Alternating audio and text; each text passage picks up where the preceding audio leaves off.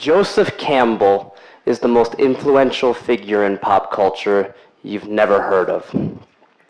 He was a comparative mythologist who studied all the cultures of the world to show not what makes us different, but how we're all the same.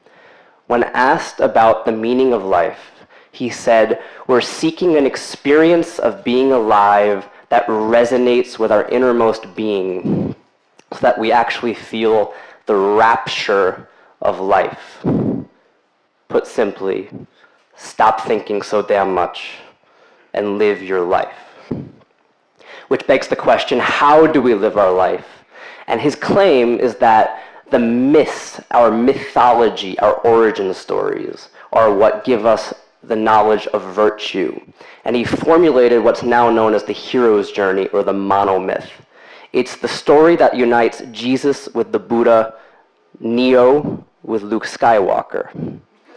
In fact, George Lucas wrote the first draft of Star Wars and then read Campbell's book and reformulated it into the iconic movie we now all know. The hero's journey takes us on a quest inside ourselves. It's not about lightsabers and dragons. It's a metaphor for an internal struggle, an internal journey. And it takes us from our normal world. In order to first understand the hero's journey, we need to talk about symbolism first, because there's all of these images which pop up in different cultures. Many of them are centered on animals.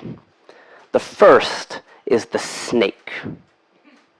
The snake is a slithering, digestive tract. All a snake does is eat and process the food, and therefore the snake is a metaphor for our guts. It's our animal nature. The bird is our freedom. It's our unlimited potential as human beings, what makes us more than animals. And when you combine a snake and an eagle, we get a dragon.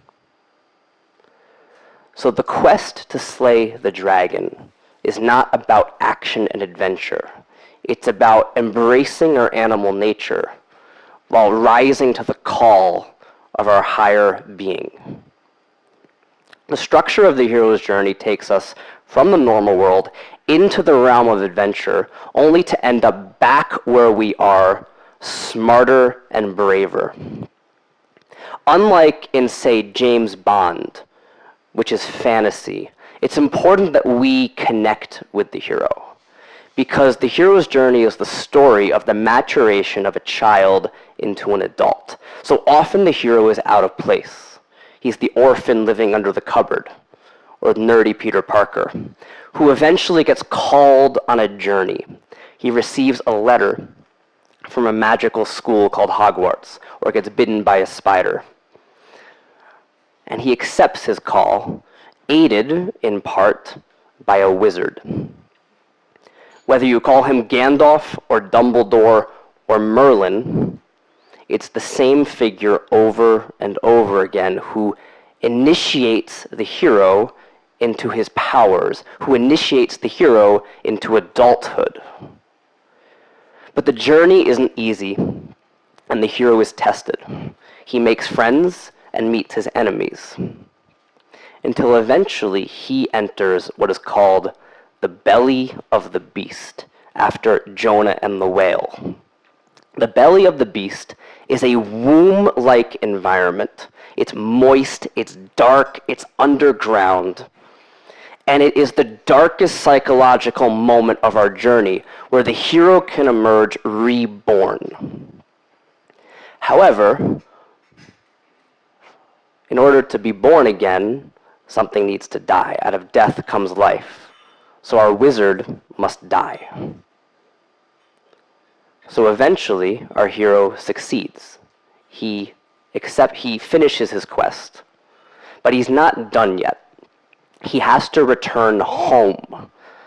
Because too often, our adventurers, especially in the 21st century, worship the adventure world. They leave to travel the world and end up in Russia and then China, and then Japan, and then Australia, and never come home, which is the whole point of the journey. It's to leave, grow, and return to educate us all about how to find the rapture in our own lives. That is the hero's journey. Thank you.